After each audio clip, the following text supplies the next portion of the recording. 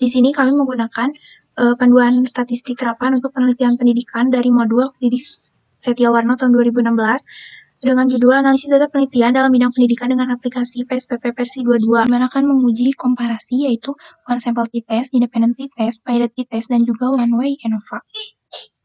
Sebelum lanjut terhadap praktik, kita jelaskan dulu apa itu SPSS. SPSS adalah Statistical Product and Service Solution, merupakan suatu program komputer statistik yang mampu memproses data statistik secara cepat dan juga tepat menjadi berbagai output yang dikehendaki para pengambil keputusan. Langkah pertama yaitu kita download dulu aplikasi PSPP-nya yang berada di website. Lalu setelah menemukan website yang bernama PSPP GNU Project Free Software Foundation, ini kita klik aja, terus klik bagian download. Di situ nanti tersedia ada untuk Linux, Windows, dan juga MacBook.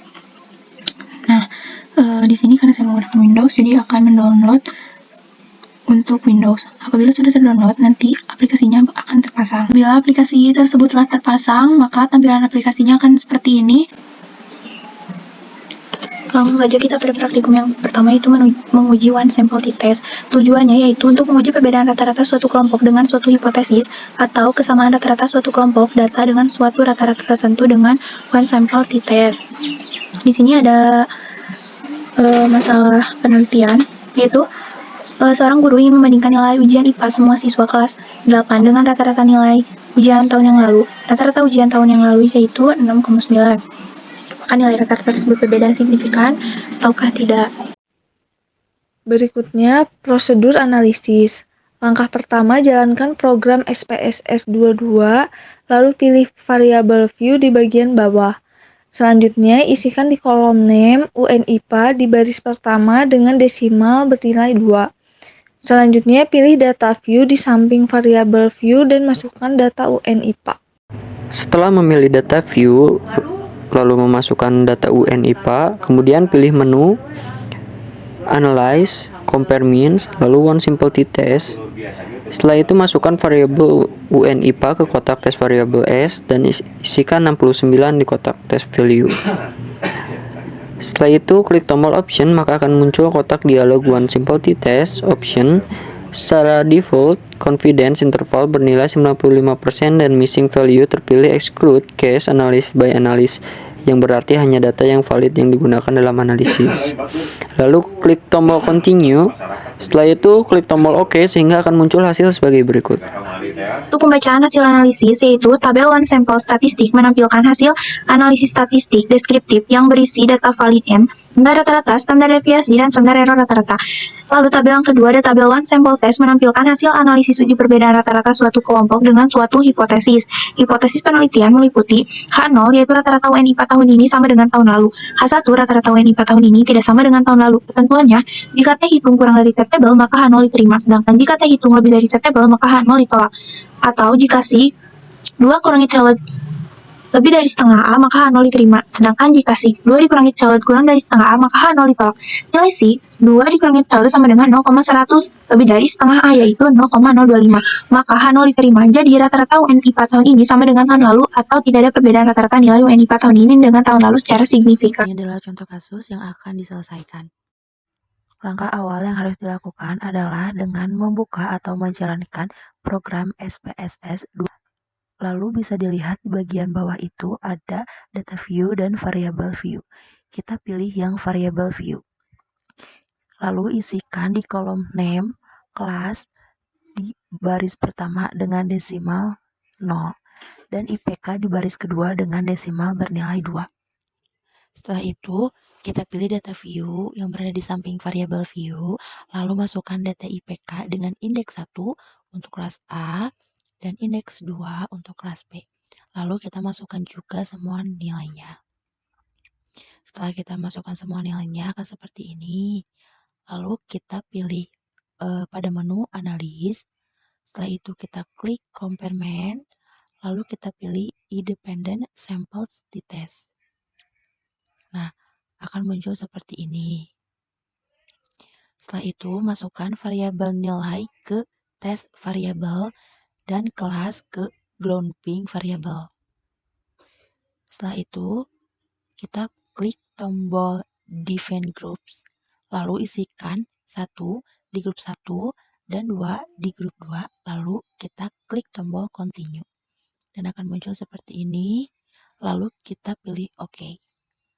Nah, setelah kita memilih OK, kita akan disajikan oleh hasil output dari SPSS sebagai berikut. Varied test. Berikut ini disajikan data nilai pretest dan post-test dari siswa SMP kelas 8 mata pelajaran IPA. Untuk pertama kita ketik terlebih dahulu pretest dan yang kedua yaitu post-test. Lalu desimalnya 2.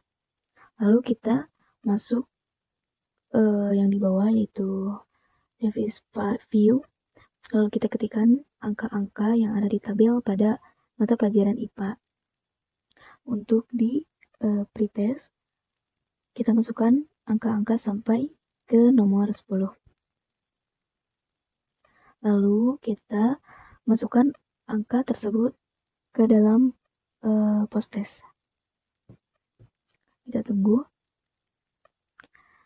Setelah kita memasukkan angka pada post-test, lalu kita klik analisis. Setelah mengklik analisis, lalu ini adalah hasil dari varied sampel statistik pada mata pelajaran IPA.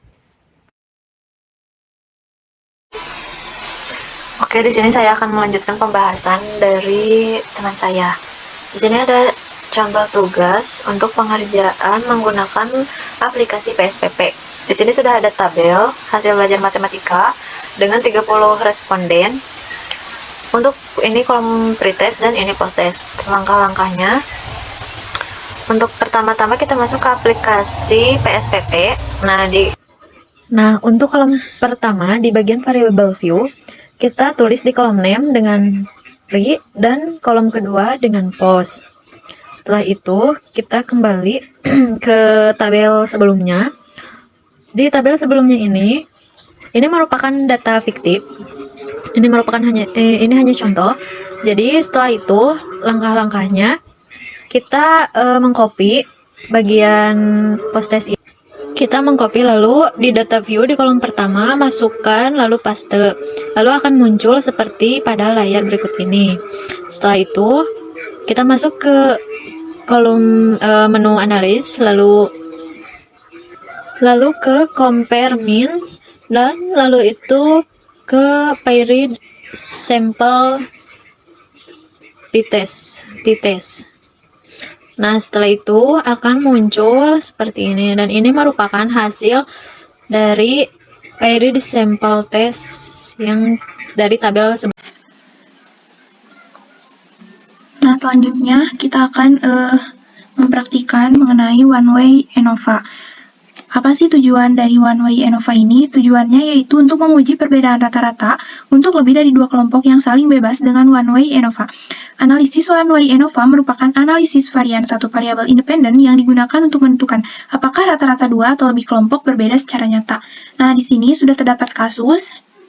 Di sini ada lama kursus, terus ada juga skor TOEFL. Pertanyaannya itu seperti ini, apakah ada perbedaan rata-rata skor TOEFL antara mahasiswa yang mengambil kursus bahasa Inggris 3 bulan, 6 bulan, dan juga 9 bulan? Manakah di antara ketiganya yang memiliki skor TOEFL paling tinggi? Ujilah apakah ada perbedaan antara lama kursus terhadap skor TOEFL dengan menggunakan taraf signifikansi 5%. Langsung saja kita pada prosedur analisis, di mana kita buka terlebih dahulu aplikasi PSPP-nya,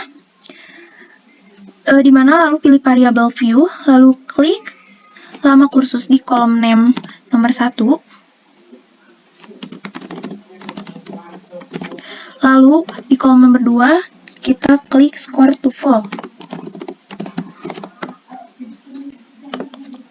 Apabila sudah seperti ini, pilih data view, lalu masukkan data lama kursus dan skor TOEFL yang tadi telah dijelaskan.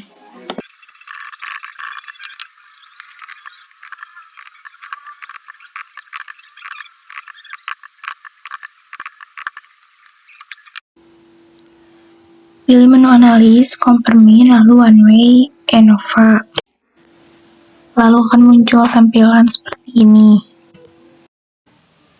Masukkan variabel skor TOEFL ke kotak dependent list dan lama kursus ke kotak faktor. Lalu klik tombol post hold, lalu LCD, lalu klik continue. Lalu checklist pada bagian deskriptif dan juga homogeneity of variance. Lalu klik OK dan akan muncul hasil sebagai berikut. Untuk pembacaan hasil analisis, yaitu yang pertama ada tabel deskriptif, menunjukkan hasil analisis statistik deskriptifnya seperti rata per kelompok, standar deviasi, standar error, minimum, dan juga maksimum. Yang kedua, tabel test of homogeneity of variance menunjukkan hasil uji homogenitas varian sebagai prasyarat untuk dapat menggunakan ANOVA. Hipotesis penelitian meliputi H0, yaitu ketiga kelompok memiliki nilai varian yang sama, sedangkan H1, ketiga kelompok memiliki nilai varian yang sama, di mana ketentuannya yaitu jika Si lebih dari A, maka H0 diterima, sedangkan jika Si kurang dari A, maka H0 ditolak. Hasil pengujian ditemukan bahwa F hitung sama dengan 0,786 dengan Si sama dengan 0,478. Oleh karena nilai Si lebih dari A atau 0,05, maka dapat disimpulkan bahwa ketiga kelompok memiliki nilai varian yang sama, atau dengan kata lain, varians antar kelompok bersifat homogen. Dengan demikian, prasyarat untuk dapat menggunakan ANOVA terpenuhi.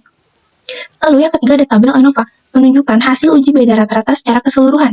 Hipotesis penelitiannya meliputi H0, yaitu ketiga kelompok memiliki rata-rata skor TOEFL yang sama, sedangkan H1, ketiga kelompok memiliki rata-rata skor TOEFL yang berbeda, di mana ketentuannya yaitu jika F hitung kurang dari F tabel, maka H0 diterima, sedangkan jika F hitung lebih dari F tabel, maka H0 ditolak, atau jika Si lebih dari A, maka H0 diterima, dan juga jika Si kurang dari A, maka H0 ditolak. Dari hasil analisis ditemukan harga F hitung sebesar 26,909 dengan Si sama dengan 0,000. Oleh karena nilai Si kurang dari 0,05, maka H0 ditolak, sehingga dapat disimpulkan ada perbedaan rata-rata skor TOEFL antara mahasiswa yang mengambil kursus 3 bulan, 6 bulan, dan 9 bulan. Keterangannya, jika hasil pengujiannya signifikan, maka dilanjutkan ke uji post hoc. Tetapi jika tidak signifikan, pengujian berhenti sampai di sini. Yang keempat ada tabel multiple comparisons, menunjukkan hasil uji lanjut untuk mengetahui perbedaan antar kelompok secara spesifik, sekaligus untuk mengetahui mana di antara ketiga kelompok tersebut yang skor TOEFL-nya paling tinggi. Hipotesis penelitiannya yaitu H0, kedua kelompok memiliki rata-rata skor TOEFL yang sama, dan juga H1, kedua kelompok memiliki rata-rata skor TOEFL yang tidak sama. Ketentuannya jika jika Si lebih dari A, maka H0 diterima, sedangkan jika Si kurang dari A, maka H0 ditolak. Misalnya untuk melihat perbedaan skor TOEFL antara mahasiswa yang kursus 3 bulan dan 6 bulan, diperoleh nilai Si sama dengan 0,004. Oleh karena nilai Si kurang dari 0,05, dapat disimpulkan bahwa ada perbedaan skor TOEFL antara mahasiswa yang kursus 3 bulan dan juga 6 bulan. Dalam hal ini, skor TOEFL mahasiswa yang kursus 6 bulan lebih tinggi daripada yang kursus 3 bulan. Dengan kata lain, lama kursus berpengaruh terhadap peningkatan skor TOEFL mahasiswa. Selanjutnya, kalian juga dapat membandingkan analisis khusus untuk kelompok tertentu saja. Misalnya, apakah ada perbedaan skor rata-rata TOEFL untuk kursus 6 bulan dan 9 bulan? Caranya seperti berikut ini. Pilih menu analis, kompermin, lalu one way ANOVA. Lalu pilih kontras sehingga muncul kotak dialog one way ANOVA. Lalu masukkan nilai 0 pada kolom koefisien untuk pembobot kelompok pertama, kemudian klik Add. Kelompok kedua dan ketiga yang akan dibandingkan diberi pembobot di mana nilai total adalah 0, misalnya -1 dan juga 1. Lalu klik Continue, klik OK, lalu akan muncul hasil sebagai berikut. Di mana output SPSS untuk analisis one way ANOVA pada kontras yaitu ini. Di mana keterangannya, hipotesis penelitiannya itu HO, kedua kelompok memiliki rata-rata skor TOEFL yang sama, sedangkan H1, kedua kelompok memiliki rata-rata skor TOEFL yang tidak sama. Ketentuannya, jika Si atau 2 dikurangi TLED lebih dari setengah A, maka H0 diterima, sedangkan jika Si atau 2 kurang TLED kurang dari setengah A, maka H0 ditolak. Atau, jika T hitung kurang dari T table, maka H0 diterima. Jika T hitung lebih dari T table, maka H0 ditolak. Pada tabel kontras, pilih equal variance karena sesuai dengan uji terdahulu. Nilai Si yaitu 2 dikurangi TLED sama dengan 0,003 kurang dari setengah A yaitu 0,002. Maka HO ditolak. Jadi kedua kelompok atau kelompok yang kursus 6 bulan dan kelompok yang kursus 9 bulan memiliki rata-rata skor TOEFL yang berbeda.